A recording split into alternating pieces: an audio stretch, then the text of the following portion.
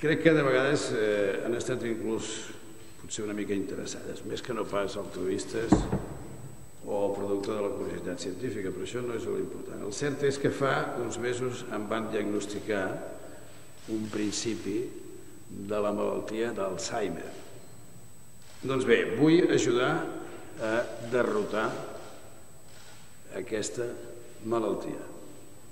Jo utilitzaré la meva capacitat d'influència per ajudar a fer avançar, amb la mesura en què em sigui possible, la investigació sobre aquesta malaltia i de la mateixa manera considero que fent-ho públic, fent públic la meva malaltia, puc ajudar a millorar la consideració social dels malalts d'Alzheimer.